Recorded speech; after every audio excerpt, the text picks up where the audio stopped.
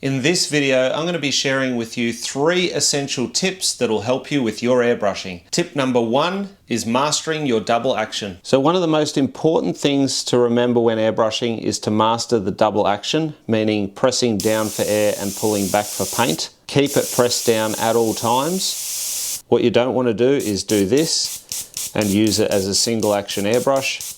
Remember, this is a double action airbrush. This one here is the HP CS Iwata Eclipse, and that means that you press down for air and pull back for paint, keeping it pressed down at all times. Pop some paint in the color cup and I'll do a demonstration. Now this will be the same whether you're using a gravity feed like this or a siphon feed. So press down for air, pull back for paint. So paint on, paint off, paint on, paint off. Even when you're coloring in, paint on, paint off, paint on, paint off. Don't do this. So don't find the paint and then just move back and forth, back and forth. You're going to get all this patchy build-up of paint, which you don't want. You want to be nice and smooth. So paint on, paint off, and gradually colour in like that. If you want to do fine lines, same sort of thing. Pull back for paint, but I'm still keeping that air press down at all times. I'm not doing this. Okay, so you don't want to do that. What that will do is it'll also create excessive tip drying, which will be the 3rd point that I cover in this video, so stick around for that.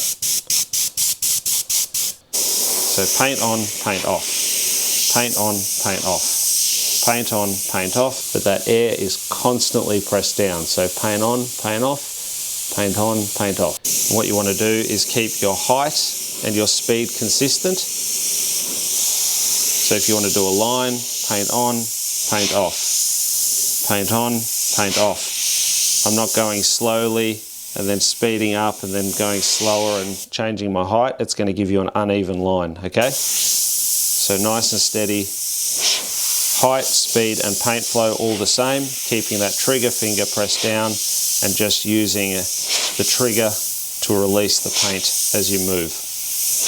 Tip number 2 is adjusting your trigger tension. And if you do start doing artworks which take a long time to complete, like this realistic old man's eye that I did quite a while ago, but it did take many hours of continual airbrushing to finish it, you'll find that you may get some finger fatigue. Now finger fatigue is caused from constantly pulling back on that trigger finger as you're painting, and a lot of the time when you're doing fine work, you'll be pulling back only ever so slightly. So there's a couple of things I like to do to help minimize the issue and allow you to airbrush for longer. First one is I like to put my finger over the trigger like that and just gradually pull back instead of using my finger like this and then creating more fatigue in my finger every time I pull back on the trigger. The other thing that you can do with your airbrush is you can remove your handle, and this part here has a spring in it, and what you do is you can wind that in. This will give you a tighter throw on your trigger, so it's going to flick back a lot quicker. There's going to be more tension on that trigger now. I personally prefer to wind it out, and this will make the trigger a lot looser, and it just makes it easier to airbrush, in my opinion, for long periods of time. It's just a lot smoother on your trigger finger. And tip number 3 is how to deal with tip drying. Another thing that occurs commonly, especially if you're not using your double action correctly, is tip drying.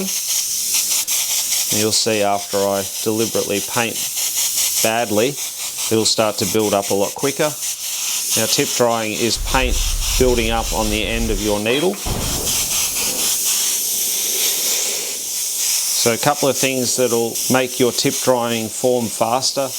If you're painting in a humid area or your paint is too thick, so to combat it you can definitely thin out your paint a bit more, but it's just a general thing that happens. You just need to get your paint mix and your PSI right, and that will help to combat it.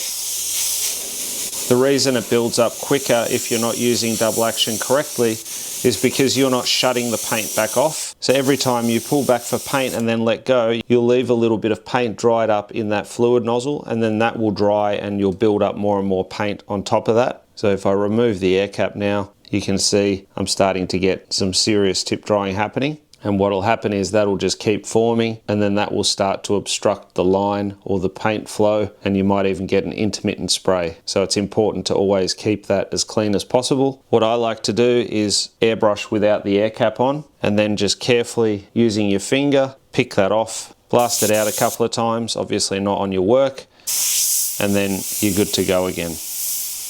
And the airbrush should be performing perfectly.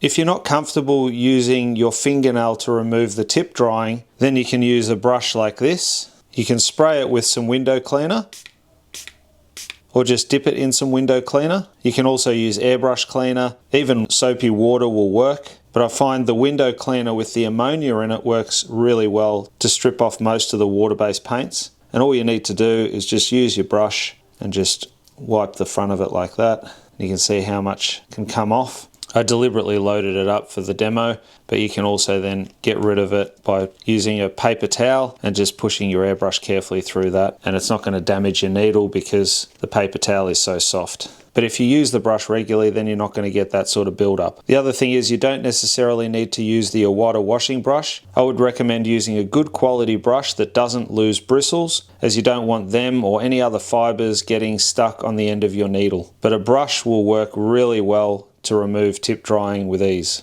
and then you can get back to airbrushing without any issues. Another thing that will control your tip drying is your paint mix. So I like to use, for general airbrushing, a 1:1 ratio, meaning equal parts paint and reducer. And for detailed airbrushing, I like to use a 70-30 mix, therefore 30% paint and 70% reducer. And for the general airbrushing, I run at about 30 to 40 psi. And for the detailed airbrushing, I run at about 18 to 20 psi. Now this is what works for me. Doesn't necessarily mean it's going to be perfect for you. So just start with a thicker mix and gradually go thinner, and then reduce your air pressure accordingly as you thin out your paint. So to fast track your learning, you can definitely check out our online airbrushing course at airbrushassylum.thinkific.com, or you can continue to watch some of the other videos that I've got listed here. And until next time, go grab your airbrush, do some amazing artwork yourself, and I'll see you again very, very soon in the next video. Thanks for watching. Bye for now.